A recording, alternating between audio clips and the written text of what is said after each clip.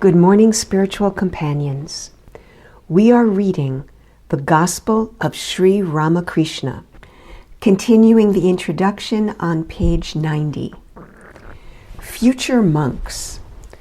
To the young men destined to be monks, the Master pointed out the steep path of renunciation, both external and internal. They must take the vow of absolute continence and eschew all thought of greed and lust. By the practice of continence, aspirants develop a subtle power through which they understand the deeper mysteries of God. For them, self-control is final, imperative, and absolute. The sannyasins are teachers of men, and their lives should be totally free from blemish. They must not even look at a picture which may awaken their carnal passions. The Master selected his future monks from young men untouched by woman and gold, and plastic enough to be cast in his spiritual mold. When teaching them the path of renunciation and discrimination, he would not allow the householders to be anywhere near them. Among these two outstanding disciples were Narendra and Rakal. Rakal.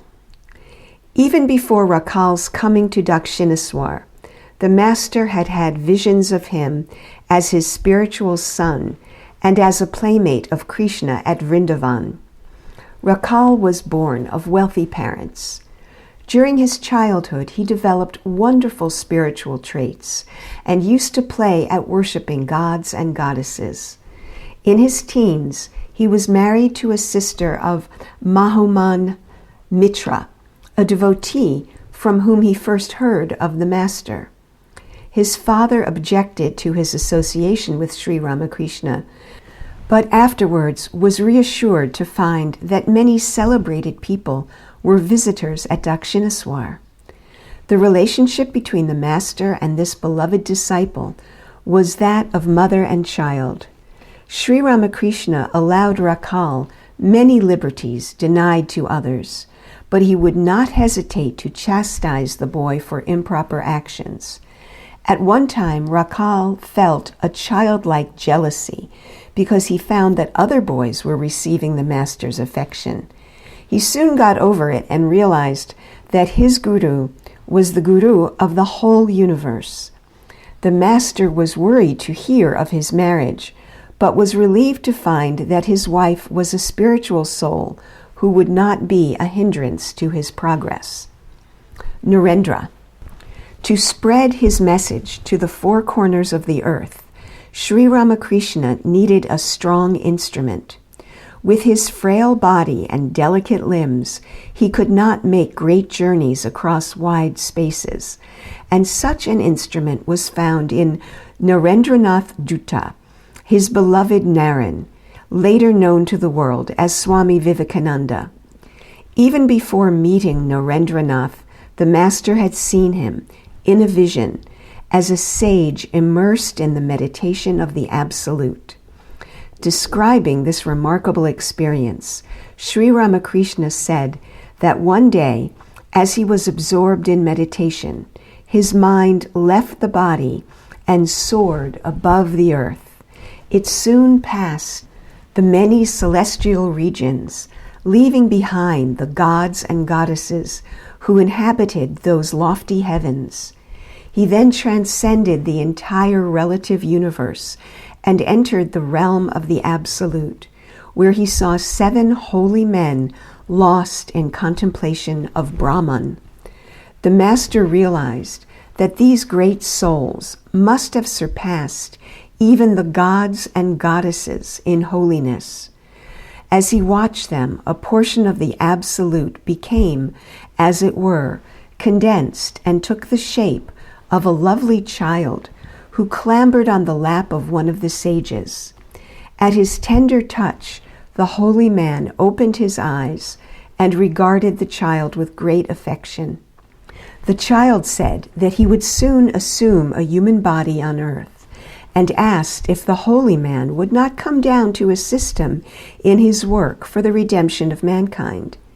The holy man agreed. Sri Ramakrishna said that Narendra was that holy man, and also declared in an answer to an inquiry that he himself was the divine child. Narendra was born in Calcutta on January 12, 1863, of an aristocratic Kayastha family.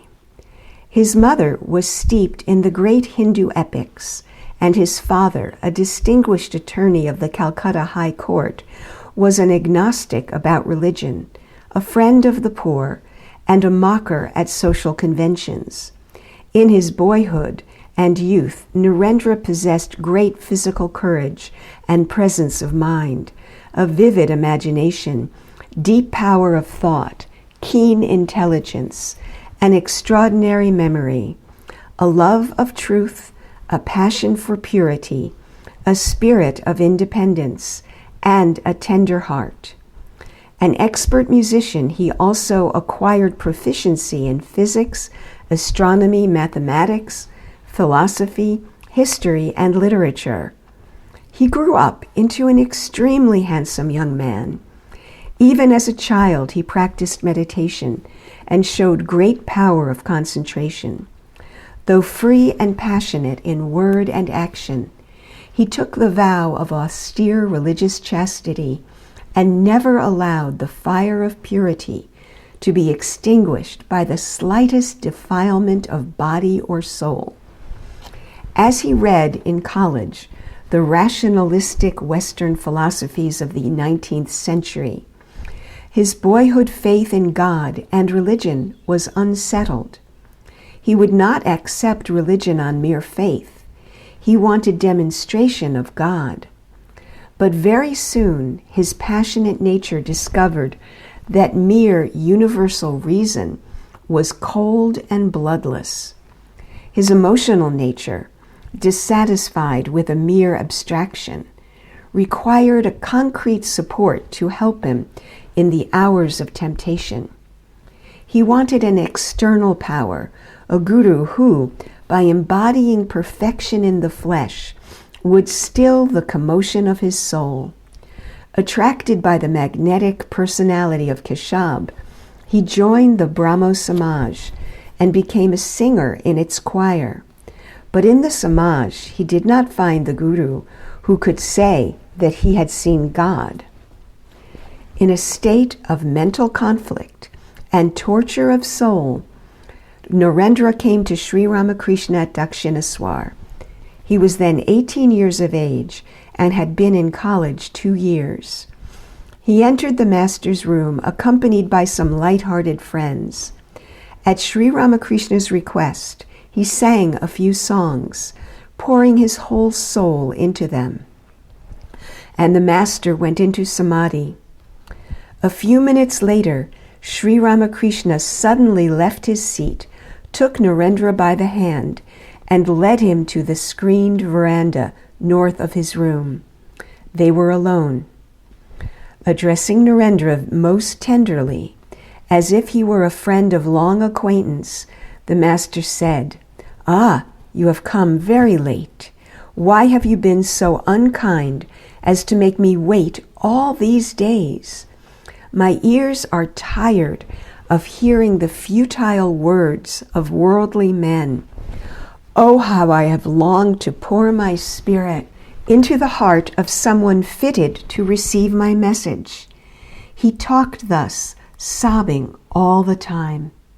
Then, standing before Narendra with folded hands, he addressed him as Narayana, God born on earth to remove the misery of humanity. Grasping Narendra's hand, he asked him to come again, alone and very soon. Narendra was startled. "What is this I have come to see?" he said to himself. "He must be stark mad. Why, I am the son of Viswanath Dutta. How dare he speak to me this way?"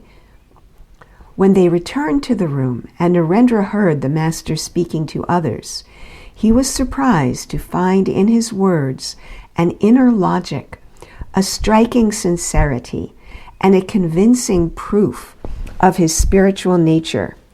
In answer to Narendra's question, "Sir, have you seen God?" the Master said, "Yes, I have seen God. I have seen him more tangibly than I see you. I have talked to him more intimately than I am talking to you." Continuing, the Master said, "But my child, who wants to see God? People shed jugs of tears for money, wife, and children. But if they would weep for God for only one day, they would surely see him." Narendra was amazed. These words he could not doubt. This was the first time he had ever heard a man saying that he had seen God. But he would not reconcile these words of the Master with the scene that had taken place on the veranda only a few minutes before. He concluded that Sri Ramakrishna was a monomaniac and returned home rather puzzled in mind. During his second visit, about a month later, suddenly, at the touch of the Master, Narendra felt overwhelmed and saw the walls of the room and everything around him whirling and vanishing. "What are you doing to me?" he cried in terror. "I have my father and mother at home." He saw his own ego and the whole universe almost swallowed up in a nameless void. With a laugh, the Master easily restored him. Narendra thought he might have been hypnotized, but he could not understand how a monomaniac could cast a spell over the mind of a strong person like himself. He returned home more confused than ever, resolved to be henceforth on his guard before this strange man.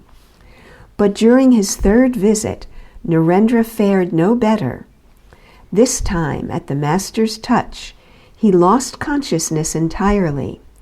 While he was still in that state, Sri Ramakrishna questioned him concerning his spiritual antecedents and whereabouts, his mission in this world, and the duration of his mortal life. The answer confirmed what the Master himself had intuitively known and inferred. Among other things, he came to know that Narendra was a sage who had already attained perfection, and that the day he learnt his real nature, he would give up his body in yoga by an act of will. A few more meetings completely removed from Narendra's mind the last traces of the notion that Sri Ramakrishna might be a monomaniac or wily hypnotist. His integrity, purity, renunciation, and unselfishness were beyond question. But Narendra could not accept a man, an imperfect and erring mortal, as his guru. As a member of the Brahmo Samaj, he could not believe that a human intermediary was necessary between man and God. Moreover, he openly laughed at Sri Ramakrishna's visions as hallucinations. Yet, in the secret chamber of his heart, he bore a great love for the Master. Sri Ramakrishna was grateful to the Divine Mother for sending him one who doubted his realizations. Often he asked Narendra to test him as the money changers tested their coins. He laughed at Narendra's biting criticism of his spiritual experiences and samadhi. When at times Narendra's sharp words distressed him, the Divine Mother herself would console him, saying, "Why do you listen to him? In a few days he will believe your every word." He could hardly bear Narendra's absences.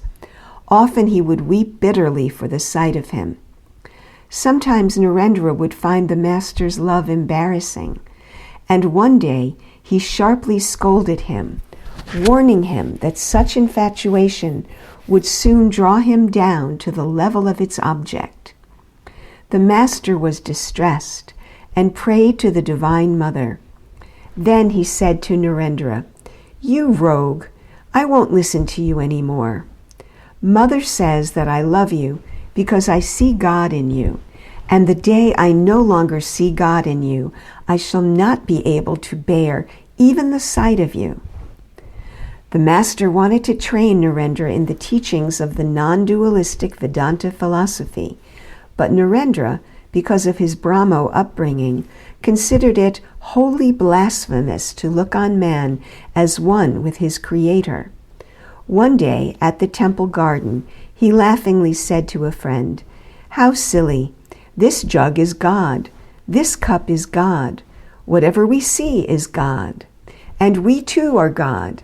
Nothing could be more absurd." Sri Ramakrishna came out of his room and gently touched him. Spellbound, he immediately perceived that everything was indeed God. A new universe opened around him. Returning home in a dazed state, he found there too that the food, the plate, the eater himself, the people around him were all God. When he walked in the street, he saw that the cabs, the horses, the streams of people, the buildings were all Brahman. He could hardly go about his day's business. His parents became anxious about him and thought he was ill. And when the intensity of the experience abated a little, he saw the world as a dream. Walking in the public square, he would strike his head against the iron fences to know whether they were real. It took him a number of days to recover his normal self. He had a foretaste of the great experiences yet to come, and felt that the words of Vedanta were true. At the beginning of 1884, Narendra's father suddenly died of heart failure, leaving the family in a state of utmost poverty. There were 6 or 7 mouths to feed at home. Creditors were knocking at the door.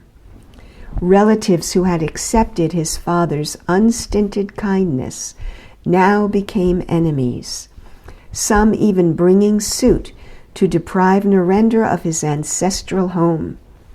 Actually starving and barefoot, Narendra searched for a job, but without success. He began to doubt whether anywhere in the world there was such a thing as unselfish sympathy. 2 rich women made evil proposals to him and promised to put an end to his distress, but he refused them with contempt. Narendra began to talk of his doubt about the very existence of God. His friends thought he had become an atheist and piously circulated gossip, adducing unmentionable motives for his unbelief.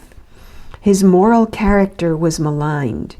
Even some of the master's disciples partly believed the gossip, and Narendra told these to their faces that only a coward believed in God through fear of suffering or hell. But he was distressed to think that Sri Ramakrishna too might believe these false reports. His pride revolted. He said to himself, "What does it matter? If God's good name rests on such slender foundations, I don't care." But later on he was amazed to learn that the master had never lost faith in him. To a disciple who complained about Narendra's degradation, Sri Ramakrishna replied sharply, "Hush, you fool. The mother has told me it can never be so. I won't look at you if you speak that way again." The moment came when Narendra's distress reached its climax. He had gone the whole day without food.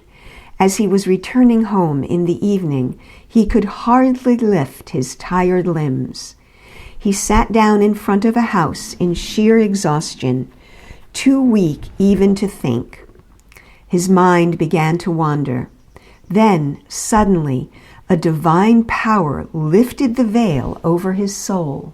He found the solution of the problem of the coexistence of divine grace and misery, the presence of suffering in the creation of a blissful providence. He felt bodily refreshed. His soul was bathed in peace, and he slept serenely. Narendra now felt that he had a spiritual mission to fulfill. He resolved to renounce the world as his grandfather had renounced it, and came to Sri Ramakrishna for his blessing. But even before he had opened his mouth, the master knew what was in his mind and wept at the thought of separation. "I know you cannot lead a worldly life," he said, "but for my sake, live in the world as long as I live." One day, soon after, Narendra requested Sri Ramakrishna to pray to the Divine Mother to remove his poverty. Sri Ramakrishna bade him pray to her himself, for she would certainly listen to his prayer.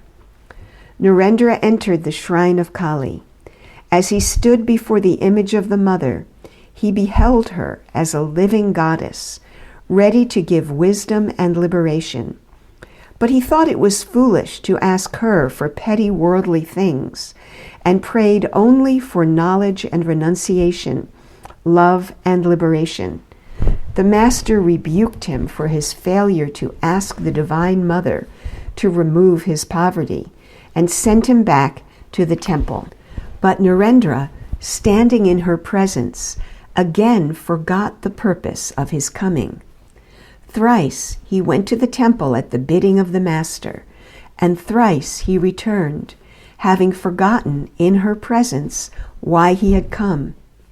He was wondering about it when it suddenly flashed in his mind that this was all the work of Sri Ramakrishna. So now he asked the Master himself to remove his poverty, and was assured that his family would not lack simple food and clothing. This was a very rich and significant experience for Narendra. It taught him that Shakti, the divine power, cannot be ignored in the world, and that in the relative plane, the need of worshiping a personal God for protection from misery and distress is imperative. Sri Ramakrishna was overjoyed with the conversation. The next day, sitting almost on Narendra's lap, he said to a devotee, pointing first to himself, then to Narendra, "I see I am this, and again that. Really, I feel no difference. A stick floating in the Ganges seems to divide the water, but in reality, the water is one. Do you see my point? Well, whatever is the Mother. Isn't that so?" In later years, Narendra would say, "Sri Ramakrishna was the only person who, from the time he met me, believed in me uniformly throughout. Even my mother and brothers did not. It was his unwavering trust and love for me that bound me to him forever. He alone knew how to love. Worldly people only make a show of love for selfish ends." With the exception of the elder Gopal, all of the Master's monastic disciples were in their teens or slightly over. They came from middle-class Bengali families, and most of them were students in school or college. Their parents and relatives had envisioned for them bright worldly careers. They came to Sri Ramakrishna with pure bodies, vigorous minds, and uncontaminated souls. All were born with unusual spiritual attributes. Sri Ramakrishna accepted them, even at first sight, as his children, relatives, friends, and companions. His magic touch unfolded them, and later, each, according to his measure, reflected the life of the Master, becoming a torchbearer of his message far and near. End of section, end of today's reading. With delight.